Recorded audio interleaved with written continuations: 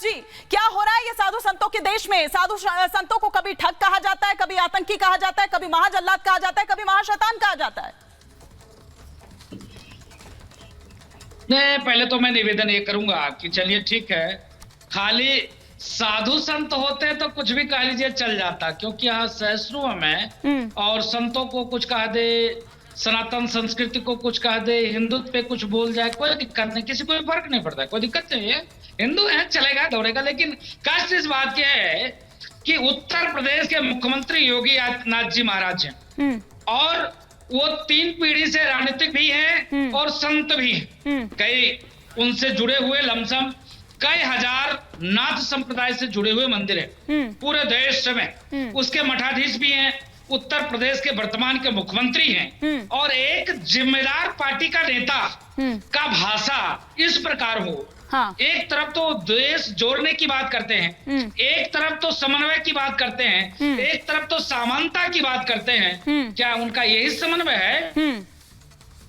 ठीक है, ठीक है। हालांकि उनका फ्रेम चला गया है, लेकिन राजीव जेटली जी, अगर आप तक मेरी आवाज पहुंच पा रही है और मैं उम्मीद कर रही हूं कि आपका ऑडियो ठीक हो गया होगा, तो जो सवाल मैंने आपसे पूछा था उसका जवाब आ रही हूं। कक्का जी आ रही हूं, थोड़ा सा धैर्य रखिए, धैर्य धैर्य धैर्य। आ रही हूं। राजीव जेटली जी के बाद मैं काउंटर क्वेश्चन लूंगी आपसे, ठीक है? राजीव जेटली जी, मैं हिमानी सॉरी, क्योंकि मेरे सिग्नल इश्यूज हैं तो इसलिए मेरी आवाज आप तक नहीं पहुंच पा रही थी। लेकिन आप ये देखिए, राहुल गांधी जी ने जब अपनी यात्रा करी थी, उस यात्रा के दौरान एक पादरी से भी मुलाकात करी थी जो केरल के अंदर था। उस पादरी से पूछा था क्या यीशु भगवान होते हैं, तो पादरी का जवाब था कि यीशु ही भगवान होते हैं, उसके अलावा भगवान होते ही नहीं है।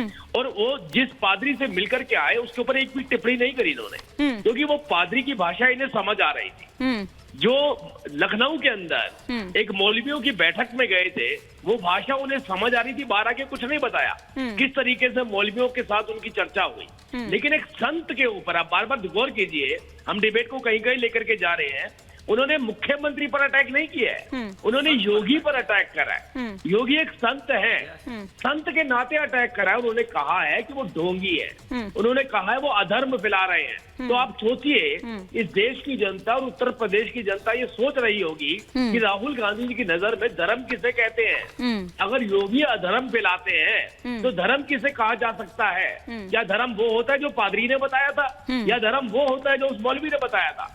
और क्योंकि एक संत है, हिंदू समाज से आते हैं, अगर वो धार्मिक बातें करते हैं तो राहुल गांधी जी के नजर में अधर्म है। वो कह रहे हैं कि वो धार्मिक बातें नहीं करते, उनको धर्म का ज्ञान ही नहीं है। और ये भी कहा जा रहा है कि भाषा का जिस तरह का प्रयोग वो करते हैं, वो गोरखनाथ पीठ के इतिहास का अपमान कर रहे हैं।